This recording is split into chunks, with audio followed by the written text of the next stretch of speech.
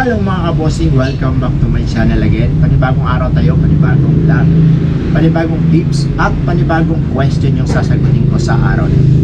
Pero bago po tayo pumunta dun sa inyong mga katanungan, kung bago lang po kayo napadpad sa aking munting channel, palike and share naman po ang aking video. At kung gusto po yung content ng aking mga video, pa-click po yung notification bell para updated po kayo pag may mga bago akong video tips na i-upload.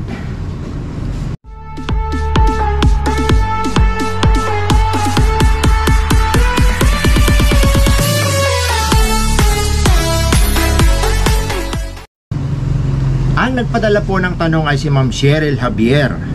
Sir, paano po ba maglagay ng delivery charge na hindi naman po mamamahalan ang customer?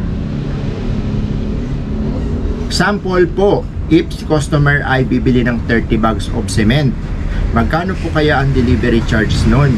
Maliit lang po kasi ang kita sa cement, pero gagamit po tayo ng diesel, driver, pahinante. Maraming salamat po.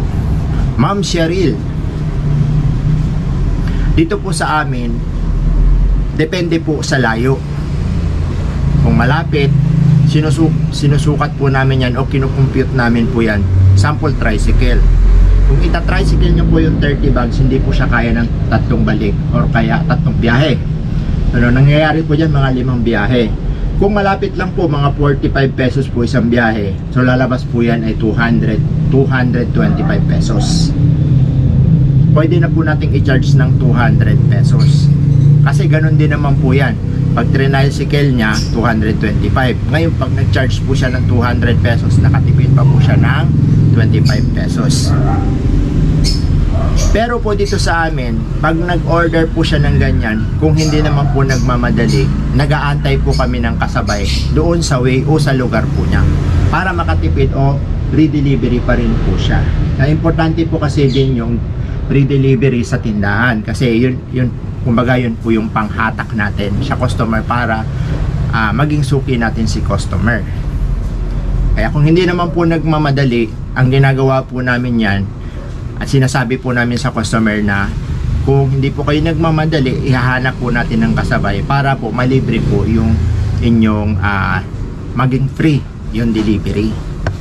Ngayon kung nagmamadali po talaga at bagong customer namin yan, so magcha-charge po talaga siya. Depende po sa layo. So pwedeng maging 100, pwedeng maging 200, pwedeng maging 300. Depende po sa layo ng pagdadalhan. Pero dito po sa amin, yung tinatawag na consideration o pag halimbawa po matagal na namin siyang customer, normal po kasi na nangyayari pag unang order niya marami, pangalawa, pangatlo hanggang 10 marami po. Pag patapos na po si client natin, normal po na nangyayari na order ng 30 bags, 20 bags, 10 bags, normal po yan. Ngayon, dahil nga po regular customer natin o namin, so libre na po namin dinadala po yan kahit 20 bags, kahit 10 bags. Yun po yung kumbaga sa'yo naman po nanggaling lahat yung kinuha yung materials. So kailangan po consideration na lang po, ibigay na po natin yung free delivery sa kanila para at least if ever na magpagawa po siya uli, sa'yo pa rin po siya bibili. Ayun Ma'am Cheryl, depende pa rin po, depende sa inyo kung magkano po yung layo, magkano yung rate po dyan sa inyo kasi iba-iba naman po yung rate ng area natin. So dito po sa amin yan po yung ginagawa ko.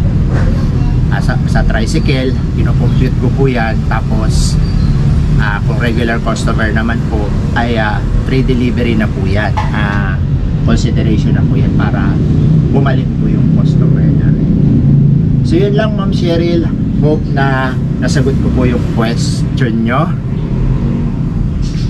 Ayan, at huwag po kayong magsasawang sumuporta sa aking mga videos na ginagawa.